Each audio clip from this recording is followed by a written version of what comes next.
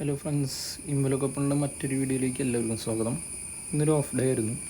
അപ്പോൾ വിചാരിച്ചു പറമ്പിൽ പുല്ല് വെട്ടാമെന്ന്. നമ്മുടെ വീട്ടിൽ ഇലക്ട്രിക്കൽ പുല്ല് വെട്ടുന്ന ഒരു മെഷീനുണ്ട്. അത് വാറൻറ്റിയിൽ അതിൻ്റെ മോട്ടർ മാറാൻ വേണ്ടി അയച്ചിരിക്കുകയായിരുന്നു. അത് തിരിച്ചെത്തിയിട്ടുണ്ട്. അപ്പോൾ അത് ഞാൻ പോയി കളക്ട് ചെയ്ത് ഓപ്പൺ ചെയ്ത്, ഇതാണ് ആ മെഷീൻ കേട്ടോ, ബ്ലാക്ക് ആൻഡ് ഡെക്കറിൻ്റെ ആണ്. അതിനെ സ്പ്ലിറ്റ് ചെയ്ത് വരണമെന്ന് വെച്ചിട്ടുണ്ടെങ്കിൽ നമുക്ക് ക്യാരി ചെയ്യാൻ എളുപ്പത്തിന് വേണ്ടിയിട്ടാണ്. അന്നേരം ഈ വഴിയാണ്, അത് ബാക്കിലത്തെ വീട്ടിലേക്കുള്ള വഴിയാണ്. നമ്മുടെ വീടിൻ്റെ ഫ്രണ്ടിൽ കൂടെ തന്നെയാണ് പോകുന്നത് അങ്ങോട്ട്. ബാക്കിൽ വാടകക്കാരനുണ്ട്. ഈ വഴി നമ്മൾ പകുതി അടിച്ചു. ഇപ്പോഴും പുല്ലുള്ള പോലെ തോന്നുന്നതെന്ന് വെച്ചിട്ടുണ്ടെങ്കിൽ അപ്പുറത്തെ പറമ്പ് പുല്ല് വെട്ടിയപ്പോൾ കുറച്ച് ദിവസം ഇങ്ങോട്ട് ഇലകൾ വീണുണ്ടായിരുന്നു. ഇങ്ങനെയാണ് അത് വർക്ക് ചെയ്യട്ടെ. നമുക്ക് ഫുള്ള് വയർ വേണം എവിടം വരെ അടിക്കണുണ്ടോ അത്രയും വയർ നമുക്ക് ഇതിൻ്റെ കൂടുതലാണ്. അത് ഇലക്ട്രിക്കൽ വർക്ക് ചെയ്യണ ഒരു മെഷീനാണ്. അതിൻ്റെ സ്ട്രിങ് ഭയങ്കര ചെറുതായതുകൊണ്ടാണ് ഇതുപോലെ പോണത്.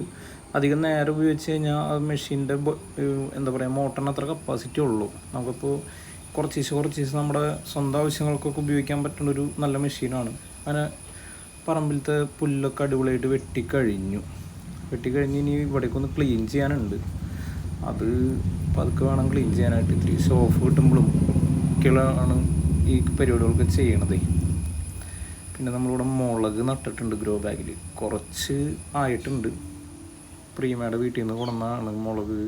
പാകിയിട്ട് വിത്ത് പാകി നമ്മൾ തന്നെ റെഡിയാക്കി വെക്കണതാണ്. അപ്പോൾ ഇതാണ് വിത്ത് പാകി മുളക് തൈ ആയത്.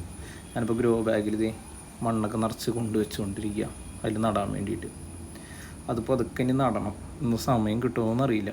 അപ്പോൾ അതൊക്കെ എന്നിട്ട് ഞങ്ങൾ ഈവനിങ് ആയപ്പോൾ ജസ്റ്റ് ഒന്ന് സൂപ്പർ മാർക്കറ്റൊക്കെ പോയി നിച്ചുവിനെ സെയിം വണ്ടിയിലൊക്കെ ഇരുന്ന് തള്ളി. അപ്പോൾ ഇനി അടുത്തൊരു വീഡിയോയിൽ കാണാം.